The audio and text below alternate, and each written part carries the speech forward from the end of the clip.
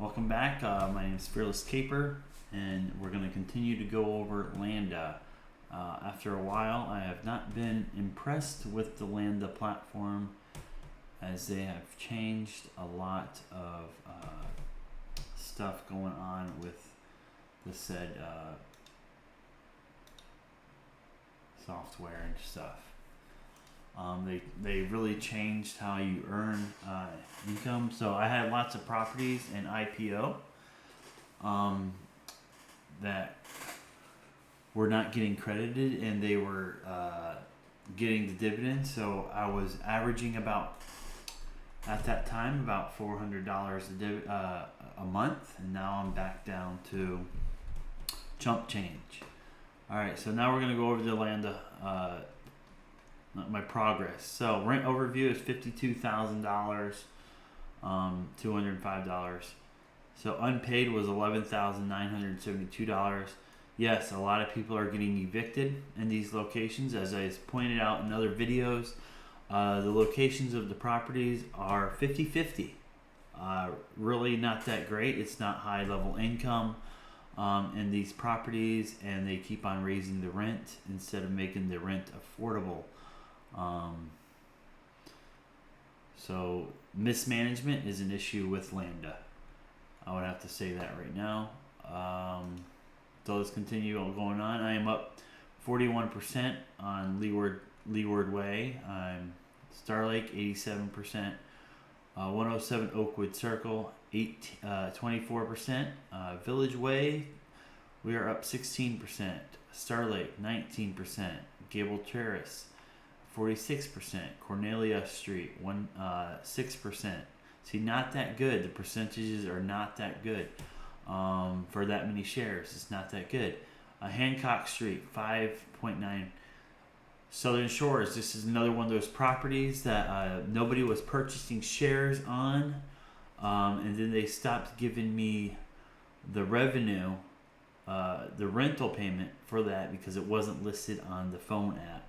It was only listed on the web browser app. So any of these with high percentages, you'll see that they were listed only on the phone app, and not they weren't listed. Correction, they weren't listed on the phone app, but were listed on the web browser app.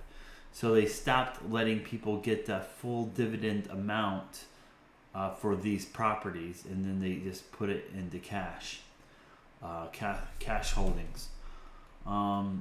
Sandalwood was another one. Shirley Drive, no.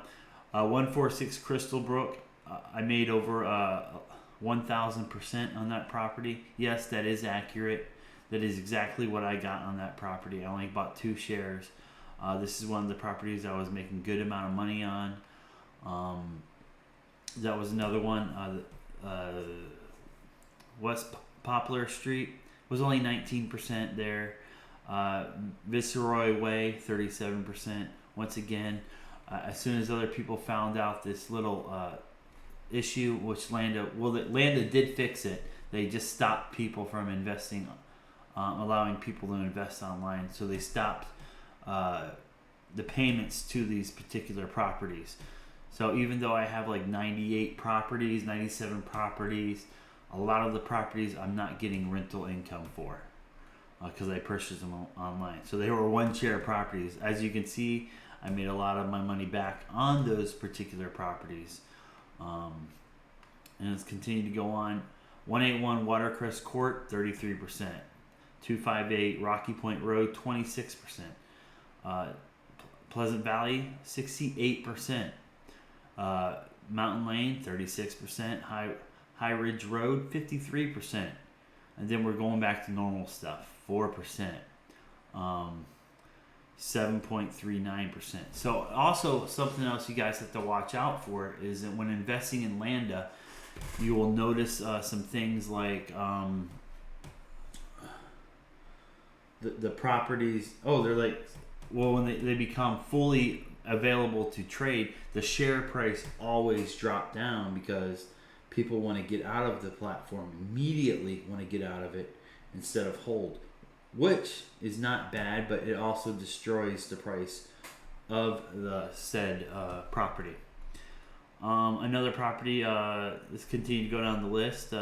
Huntshire Lane, I'm up 13%. Fox Glen Circle, I'm up 77%. Mountain View, 65%. Strathmore Manor Circle, 27%. Dorothy Street, 23%. Now, you won't get these numbers anymore. Shadow Glen Court, 44%. Sycamore Drive, 613%. I already made my money back 6 times on that particular property. Bent Creek, 17%. Georgetown Court, I made half my money back, 53%. Chestnut Drive, 16%. Mountain Creek Way, 7%. Wood Lake, 35%. 800 Mills, that was one of those properties that would have paid out like 15 to 20x. I would have got 15 to 20x if they were going to pay it to me. Let's see if it's being rented still. Yep. So at that time of my purchase, I would have made all my money back. I would have made all the money back. All right. So let's go back. That was 800 Mills Drive. Okay. A portfolio. All right.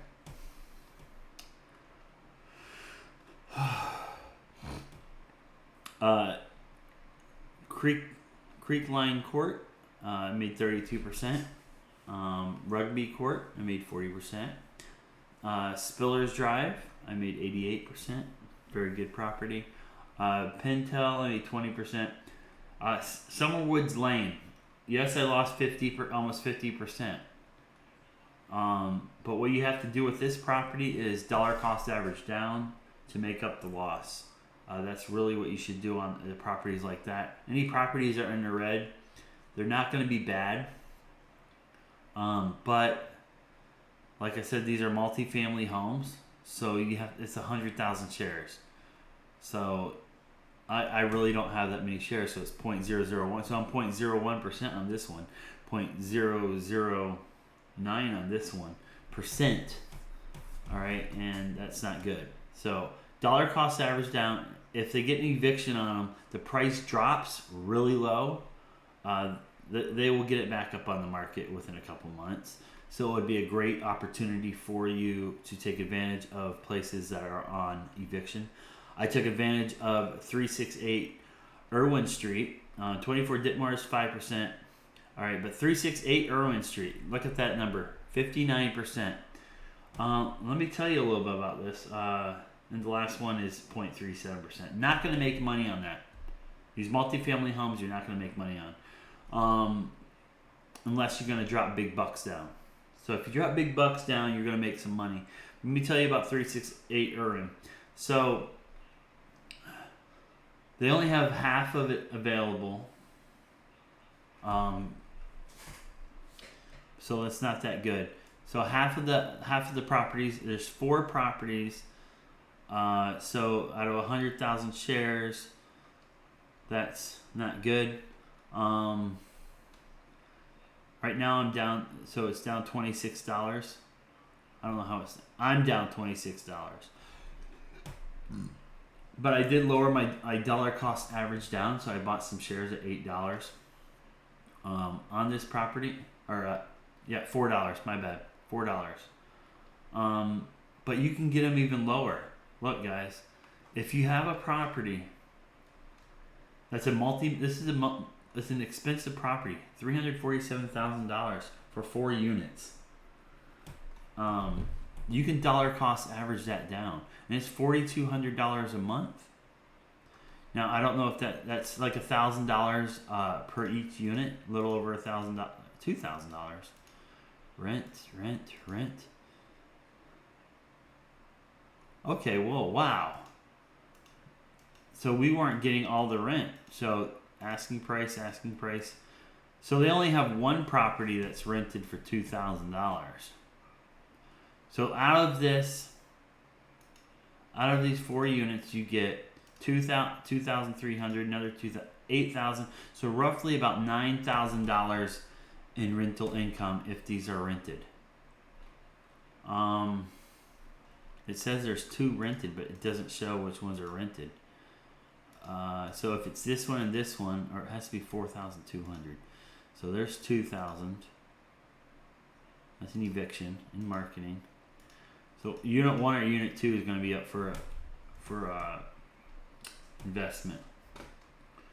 So you'll start getting your money back. You should be getting something. Out of $2,000, you should have got something. Tax extension. See, they're not managing these properties that well. But like I said, if you can get under $4 for this property, which was originally like $27 a share, it's a good deal. So, rent payments, so they only got $2,000 in April. They only got $2,000 in April.